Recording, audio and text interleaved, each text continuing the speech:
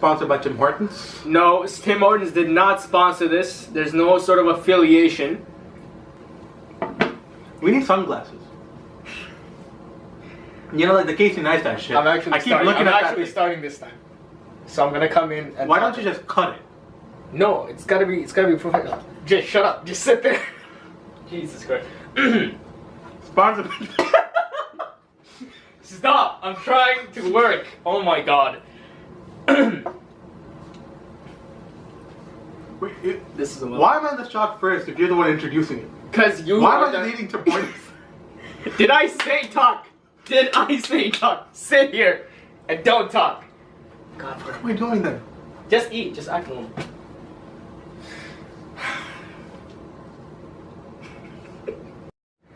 Hey guys, welcome back to a very, very new episode of the Self-Betterment Project. Now, it's a very new thing I'm doing on this channel, but it's something that I feel very passionate about, and I think a lot of you would take away from this lesson or the things we talk about. Kind of like a podcast, not really a podcast. I can't afford a podcast at the moment. Why can't you afford a podcast? What do you need to pay for a podcast? I don't know. I don't. You need a table. I didn't look. I can't afford a table. Why do you think I'm a YouTuber? You need a camera and a table. You got the expensive bit, but the table you don't. Yeah, because I spent everything on the camera. So with me, I have here is Ajay. Ajay, you want to introduce your last name, or should we keep that out of the video? My name is Ajay Azad. So for a very long time, I've always wanted to make a segment talking about a lot of important things that I don't think I'm getting through with my comedic stuff in my channels. So yeah, go on. Anyway, so essentially my regular channel content, I don't think I was really doing this kind of work where I would just sit down and talk about some more serious kind of important stuff. Things like how to be better is something I've always been striving to do for a very long time, and this entire YouTube or trying to make content and so on, as a creator, you're always hit with boundaries on anxiety, on fear, and a lot of things related to the future that can really drag you down. So this entire segment talks about how to push past hardships and really essentially make your life better to live your better life. Thus the name, the Betterment Project. Not Self-Betterment Project. Self-Betterment Project, Betterment Project. I don't know. Okay, I'm still deciding on the name. For now, check below for the title. Check the description. Oh yeah, check below for the title. Whatever I decide. Check the description. You're not gonna title this video? It's just it's gonna be like episode 1. Anyway, so Ajay being one of my closest friends, sadly, we talk a lot about a lot of our life stuff, and if there's anybody who's really seen me from essentially being in my room too long to really coming out, working or trying to make content, really figuring myself out, and I think we're both going through the same kind of mentality, same kind of phase in our lives, and that's why I thought one of the hardest things that really faced me, one of my biggest adversaries on just creating content or being out there in life or what have you, was the entire sense of starting. Now, one of my friends once told me a long time ago that the hardest part of anything is starting. Whether you want to go to the gym or you want to start a new habit or do something new in your life, maybe get out of your comfort zone, try a new skill. Starting is one of the most difficult things anybody really goes through. You think about the future too much. You have worries and anxieties and things like that. So I thought, who better to talk about these things with than you? Because believe it or not, Ajay has a lot of really good opinions and advice in his head that I thought not just me, but you guys can really see and understand, maybe connect with some of the things, maybe build your own answers in your life on whatever you're trying to achieve and push forward from there. I'm basically your therapist. He's basically my therapist. He's not licensed, but... How do you know that? Maybe I am. Is that against the law to say that you're licensed? I may be licensed. We're not certain yet. It's kind of up in the air. But regardless of that, why don't we start off with a very simple question that I thought I should ask you. It's like, what's the best way? It's very simple. What's the best way to start anything? Well, to start something, it doesn't matter how big or small it is. It comes down to that individual, right? Because there are people that sometimes overthink something, right? They always try to see every single factor before starting something. Like, imagine you want to start going for a jog, right? You have to wake up early, or you have to give a bit of your time throughout the day to go for that jog. You'll be tired, so you need to worry about the things you're going to do afterwards. You need to make sure that you're eating properly so that you're making improvements. You have to think about all these things. But there are people that just keep overthinking it from every single time. And because of that, you never actually start. You're always thinking, there's this factor I need to worry about, there's this factor I need to worry about. So tomorrow I'm going to work on fixing this. Then tomorrow I'm going to work on fixing that. So you go each day trying to get that perfect moment, try to work towards that perfect moment. But there's always going to be an issue. Right? There's always going to be something that's blocking you. Yeah. So you never end up starting that. And there are other kinds of people that don't think at all, who just jump into something straight up and go at it. And if it's something very small, it works, right? Because if it doesn't take up much of your day and it doesn't affect the rest of your day or the rest of your life, then it doesn't matter. You just go at it, right? It's like reading a book. It doesn't really matter. You don't need to think about many things. So in that regard, what do you think for, say, people who think too much, have like these kind of that's how anxieties form in people when they want to start something new. Now, I know a lot of people struggle with the anxiety aspect where you may start thinking if people think you're good enough or if what you're doing is right even. So just from your opinion or your experiences rather, because you did a lot of new things recently in your life, or maybe life has been developing, growing for the past year or so, whether it be from school to your job or really having that shift in life. When you started doing new things or maybe things you want to do, what do you think the best way for overthinkers, rather, people who think too much, people who live in their head, what do you think for the best strategy for them would be to start something they've been held back on for a long time? Honestly, I don't think there's much of a difference between the overthinkers and the underthinkers. In the end, you can't think of every single situation. Yeah. But you can't think of no situation, right?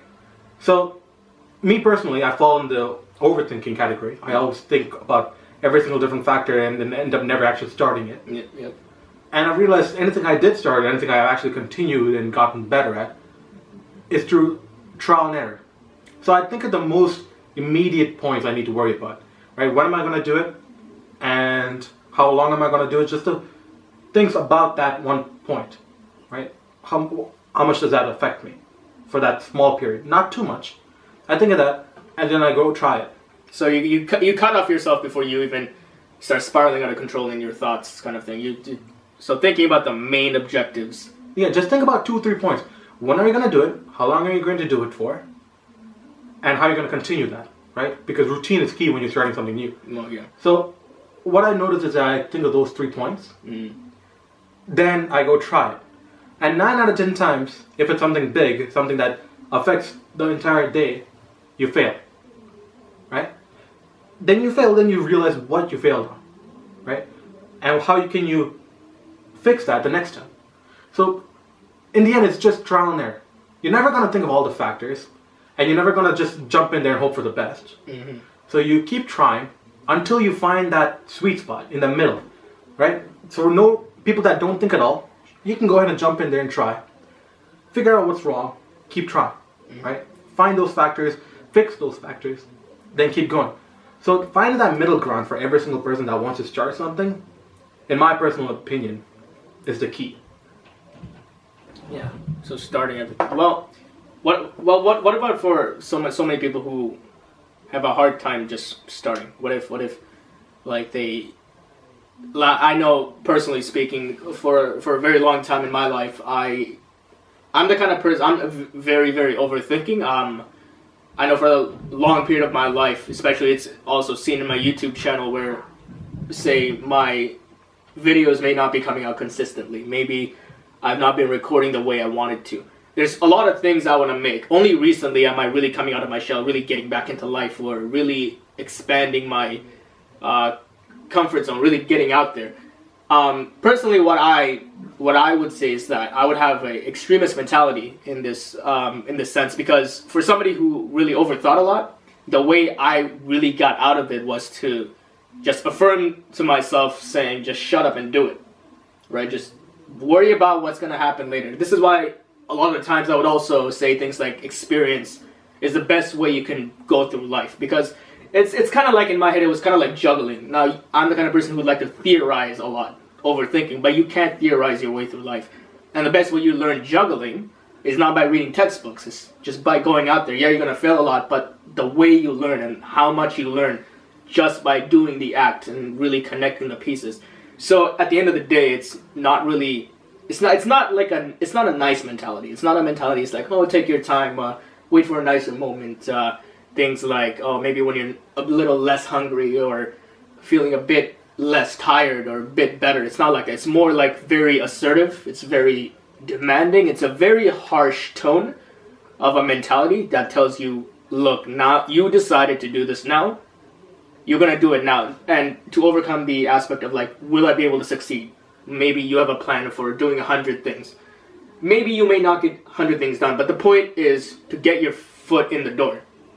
And to go through that is a really harsh mentality of just shut up and do it. Do you think there's a different way to approach getting your foot in the door in an action? Like, how do you get your body to move in the direction you want it to and like physically start putting an effort into things in your life? Well, there's like two key categories in that. There's one group that's just scared of the outcomes because they're starting something new, they're opening a new door, there's a new possibility. Yeah. That scares them, right? But that fear is also mixed with excitement, right? It's like, have you heard of that video where Will Smith was talking about him going skydiving? Skydiving, yeah. And you fall out of the airplane, and in 1 second, you realize that it's the most blissful experience of your life. You're flying. You realize that the point of maximum danger is the point of minimum fear. God placed the best things in life on the other side of terror. Right? He's always so scared about skydiving. Yeah. Till the point where he's standing at the edge and then jumping off. Then it's just filled with excitement.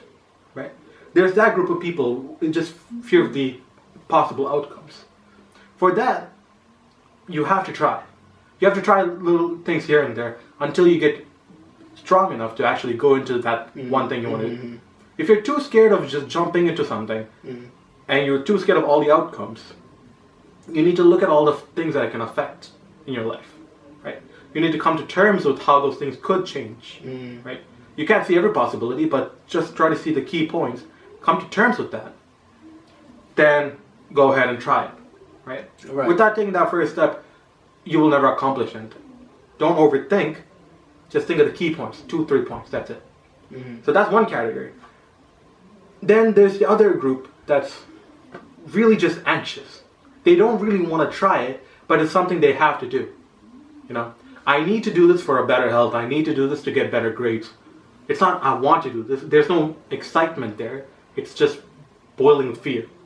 Oh, okay. Right? If that's the case, you will always fail 100% of the times when you try. Because all you're thinking about is fear. Right? You're looking for outlets for that fear. You're not focusing on the issue. So you can start, but you're never focused. You're always thinking, shit. Yeah, you're kind of worried about the failure aspect of it. Yeah. So you're not really in the moment, fixated on what you're actually doing. Right.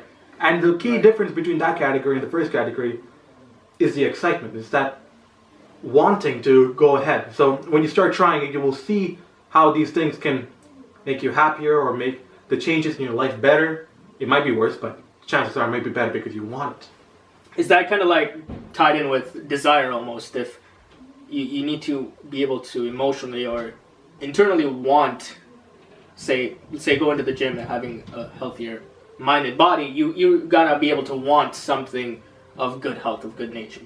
It's not just all about like the technical aspects. Like, yeah, a healthy body means you're good, but it's kind of like, you know, what they say is do the job that you like doing and you'll succeed, instead a job that pays you well but you hate it. Yeah. I mean, personally, my opinion is that you always want to have to want to do it. Or you always want to have to want that thing. Because personally, if I'm doing something for that need, it's always negative factors that influence it. Fear, depression. Lack of accomplishment in it. Right. Well, lack of satisfaction. Right? So for me personally, I need that want. Right? That's the only thing I need in something, that want. So that's what I strive to get. So if I'm ever in that category where I need to do something but I don't want to do it, the best thing I found is to step away for a minute. Step away for like a week or maybe even a 1 month. Take the time you need to really reflect on why you need it. Take the time to reflect on how that could possibly change your life. So my first term at CIBC, I went into that job not knowing what to expect, right? I had that bit of excitement, but the experience I got was overall pretty boring. The job, the work, and everything was okay, but personally, it left much to be desired on my end because it was not what I was learning. It wasn't computer science. So when I was going into my second term, when I was looking for that job, I wasn't really all that excited, right? I didn't have the excitement that I had in the first semester. I didn't have that want. So all I had was that need. I didn't really want a job. I just had to get one because of co-op, right? So I took a bit of time to step away and really analyze on what I could actually get from this job. What do I actually want? Because technically it's my last term. I don't have much repercussions on just screwing with it. Just get whatever the hell I want. So I decided I'm going to go for a job that I think will actually give me something. Will actually get me a job that will give me skills, knowledge, insight into an industry that I find interesting. So I only started applying to these jobs that I found really, really interesting, right? And that slowly brought back that want for me. Because now I'm thinking of all the possibilities I can learn, all the people I can meet, all the new things I can learn that I won't learn at university or anywhere else, right? That experience. So that time I took away and started really analyzing on what I want from whatever I'm doing, it brought back that desire.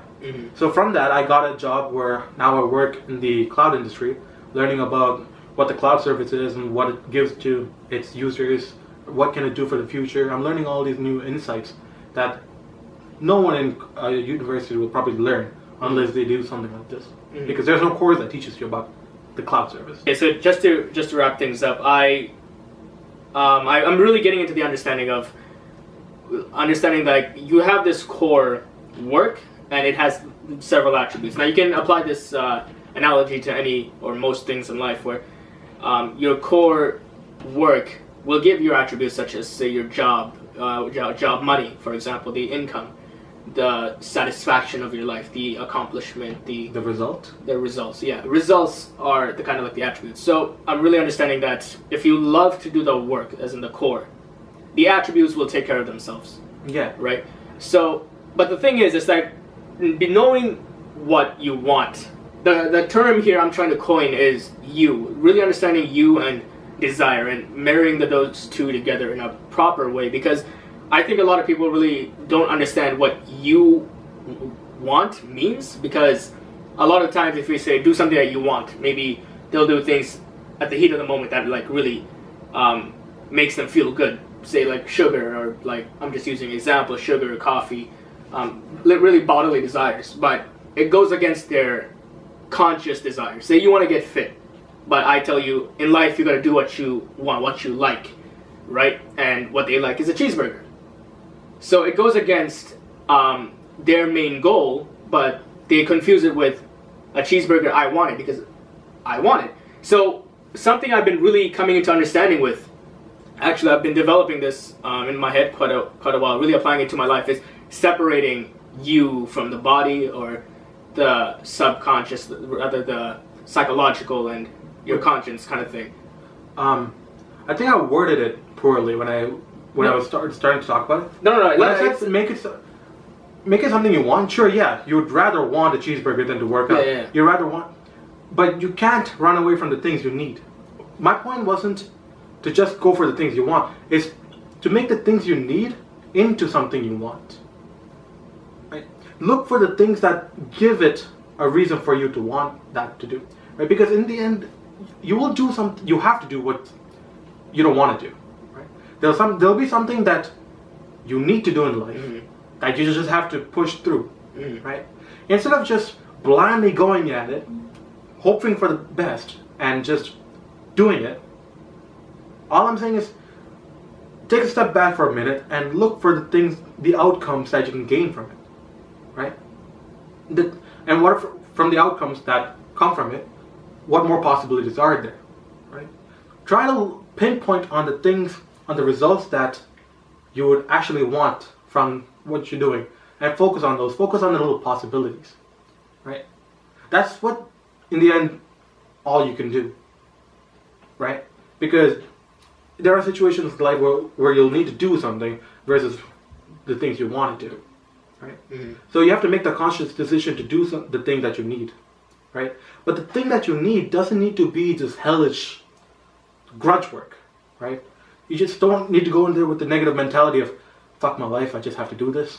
All right, let's just get through it, right? Because you're not living life at that point. You're just waking up to do something and going to bed. You're not really connecting with every day in your life. Yeah. And these situations you will not be able to escape.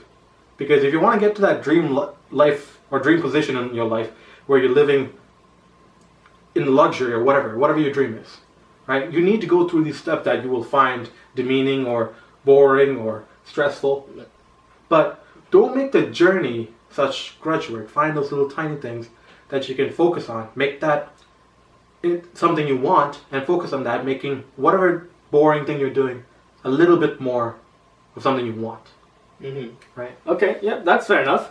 So I guess what we can take away from the conversation here is on the topic on starting.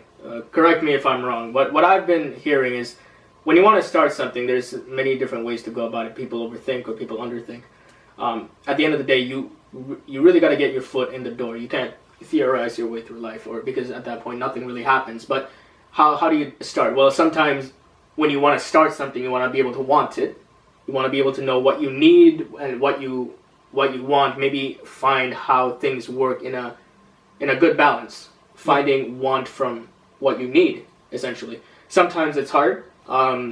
Sometimes you need to take a break. Could be a day, could be a couple of days, a week, maybe a month. I know a lot of people in life go through a severe, extensive time where they don't figure out what they really want out of life. Maybe it takes a couple of years. But taking time is okay. Really figuring yourself out is, I think, at the utmost important, especially at our age, especially. So take your time, figure things out. Try to find what you need and what you want. Maybe one and the other. Find what you want from what you need. And at the end of the day... Find that middle ground. Find the middle ground. And at the end of the day, you got to get your foot in the door. Yeah. It's always going to be hard. It's never supposed to be easy. Easy things aren't worth having at the end of the day. And quite frankly, satisfaction comes from understanding you've overcome hardship, overcome resistance. So one thing I want to add on is that a mentality of running away from work. A lot of people associate work to doing things they don't like or putting in effort. And it's like, at the end of the day, you need to understand effort is the only thing that will ever save you from any state in your life. Whether you're trying to go from poor to rich, or rich to maybe fulfilled, not as rich, whatever. If you want to change your life, effort is required. And effort will always have resistance. That's just life. So having the mentality of just work means bad isn't a good thing. Instead, engage in work, accepting it, welcoming it, and understanding resistance. Because the more you do it, at the end of the day, the more you do it, the better you get at it. So that really helps you really push forward and start a project. Because at the end of the day, when you start, because the hardest thing about anything in life is starting, later on, the momentum and just being in there will just start carrying on. Just like the juggling act. It's hard to juggle, but when you get right in, you gotta catch this ball. You gotta catch the ball, you gotta juggle it, you gotta learn really, really fast. So, at the end of the day, I think what you said was very, very valuable, very insightful, actually. The key is to stick with it, right?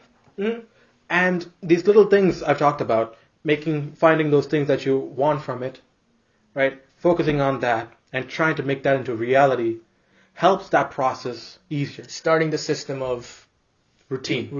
Yeah. Starting the system of routine. Because that's when you really start. Yeah. Because starting isn't just the one. It's not the action first day. process. Yeah. Starting isn't the first step you take. It's the next step you take, right? The more you continue taking those steps, that's when you started. Yeah, getting off that initial phase where the system routine really starts picking up. That's you got to start running. That's when you really start. Yeah. Yeah. Okay. Before we continue, though, to anyone who's listening who thinks I'm like this 21-year-old kid who has everything figured out, I hope I'm not coming off that type of guy. Whatever I'm talking about, whatever I'm telling you and Adnan, it's things I've learned through my life, through trial and error. It's the little things I've noticed that I've kept to my heart that has come useful for me. Right? It's something that helped me take the next step into whatever little thing I was doing in that life, be it work, social life, whatever. Right? And that's all I'm trying to share. It's my personal experience and the personal things I've learned through my life. So if you're listening and you think whatever I'm saying is bullshit or if it's wrong, that's fine. It's just something I've learned, so.